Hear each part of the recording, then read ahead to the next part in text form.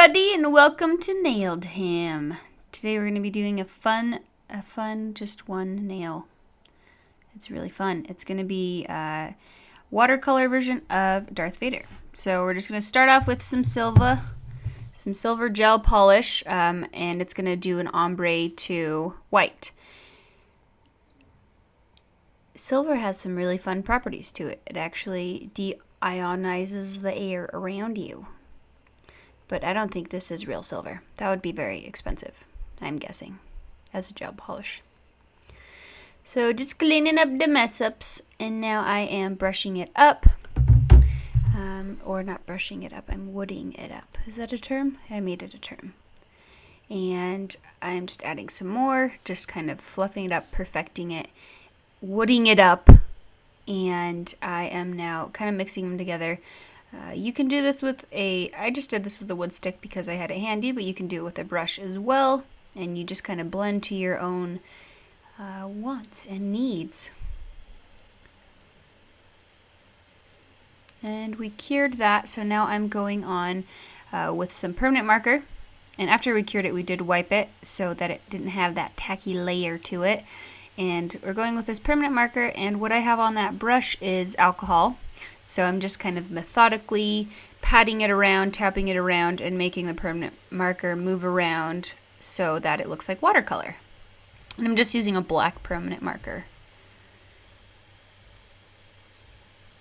And this doesn't always come out the most perfect, so you can practice and practice and practice, and that's kind of the cool thing about one of the things that I like working with gel is that you can just wipe it off and start all over, and it's totes fine. So now I'm building it up. I'm getting kind of that watercolory look that I'm wanting, but you can still kind of see that ombre. And I didn't get the ombre the most perfect because I knew I was going to start in on the Vader head and body. And it was going to kind of cover the ombre anyways. And the watercolor would as well. So I'm just starting in on the head face mask part of Vader. Just trying to make that perfect bell shape of his head. Is that what you think his head looks like? Because that's what I think his head looks like. It looks like an upside down bell to me. And with any of my paints, I always go in and try to just get the base shape first, so that I can go and adjust it a little bit later. And if you're working with gels, then you can do as I do, and you can cure certain areas if you would like to first, and then go back in and add more if you need just a stable base. But sometimes I will like to just keep it on and perfect it. So that's why I have to go back and kind of fix my edges, fix my things, because the more gel sits, then the more it'll kind of creep out. And notice that I'm not doing his body all the way to the end of the nail because I do want to do some watercolor drips. So that's what these guys are. And this brush is so freaking teeny because I made it that teeny because I cut all the bristles off of it. Because they don't make the brushes as small as I want, at least around me. So I just picked this brush up from a craft store and adjusted it.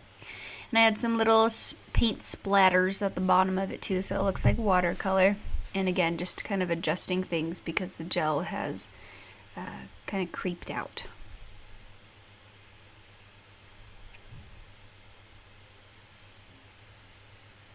Cause I'm a creep, I'm a weirdo.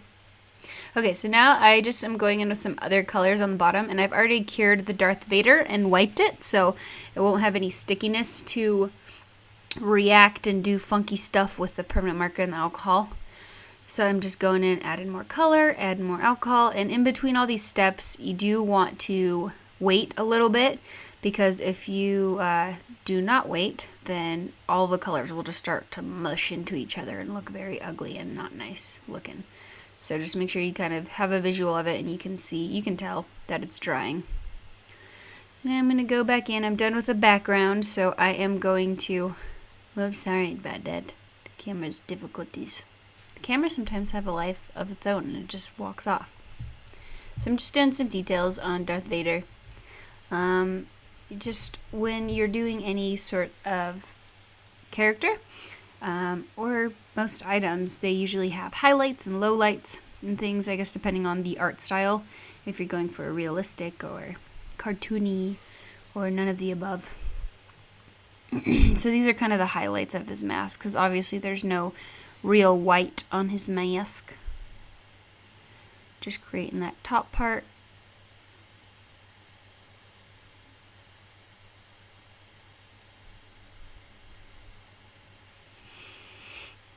So who are your guys' favorite Star Wars characters? I'm assuming that since you're watching this, you either like Star Wars or Nails. So if you don't like Star Wars, then I just wish you did, because I do. So comment down below what you like, who you despise, what you think about particular movies. I know everybody has opinions on everything. Most people have opinions on everything. So I'm just going in with this bigger, flatter brush because it has such a nice edge to just go in and kind of clean up my my white edges. And you'll notice up at the top I kind of blended out those ones as well, so it looked more like a fade in instead of just a harsh white line. And now I am making his mouthpiece.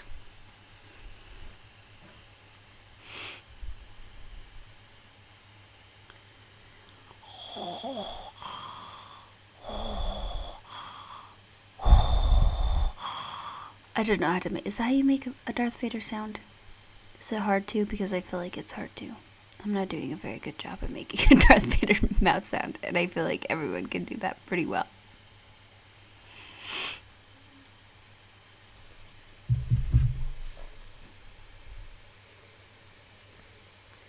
And now I'm doing just a little bit of where his eyes are, and like I mentioned before, I do cure in kind of sections so that things don't, once I get to the details especially, because if I wait too long, then all my nice details that I worked hard to make very precise and perfect, then they'll start to melt down and have a mind of their own. So yeah, just remember to cure in sections if you are using gel polish. And then again, just going back in with that flat brush because I have a little bit more control over it, to either push down completely a line so that it's perfect, or kind of smudge it around with the corner of that brush.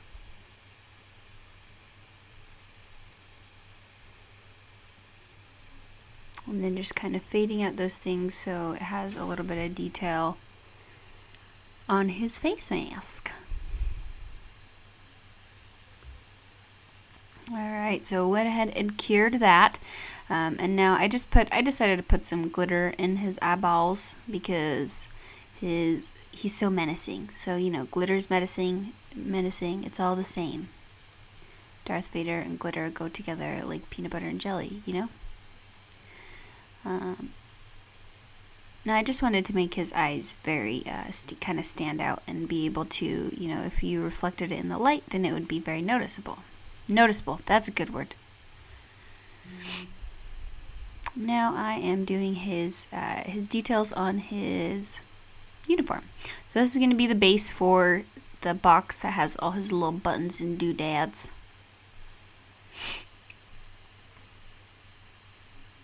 And again, all that stuff, all that detail on the top is already cured. So I'm going to go in now with this kind of a gray-blue color. And a lot of times, just especially if you don't have a lot of colors, you haven't kind of built up your collection yet. And I have a pretty good collection, but I don't have all the colors in the frickin' rainbow. So I just will mix together colors that I have to make a color that I like, especially when I'm doing it for details. I'd probably recommend against doing that for a whole painting of the nail, because a lot of times the different gel brands will mix together and it's just not optimal for, especially if you have clients, it's not optimal for staying for a long time, for retention. That is the technical term. And again, just kind of going back and doing details, and these ones I did start doing one at a time so that, because I didn't want to do the white in the center, do the kind of blue grays out of that, and then the white again, and accidentally have those melt into each other. So I cured those one by one. I'm just kind of dragging that down into the watercolor theme of this, so it didn't look so abrupt.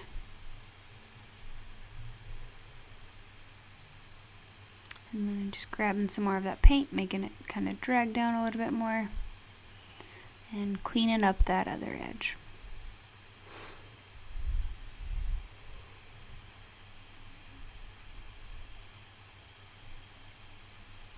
Now I'm just going in with some black and kind of perfecting the bottoms of all of those little doodads on the top of his uniform, so they're all perfectly square, because I'm a perfectionist.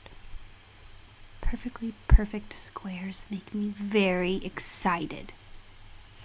Now I'm just doing the little lines in his box.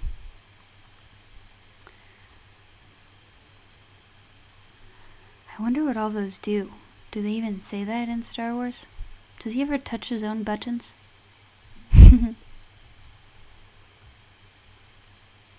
Do you know how to push your own buttons? Did anybody ever ask you that? So I did all the white. Now I'm doing the red and blue that are on the side, the top right of his little box.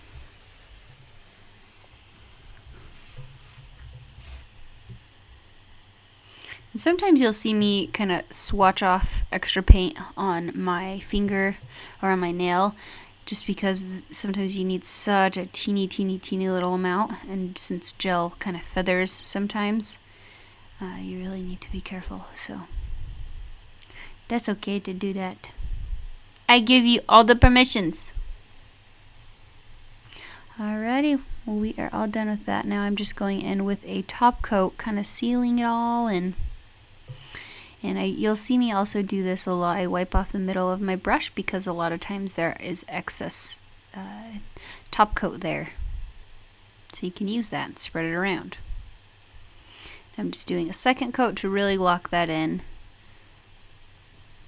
so it does not chip or break or do all the bad things.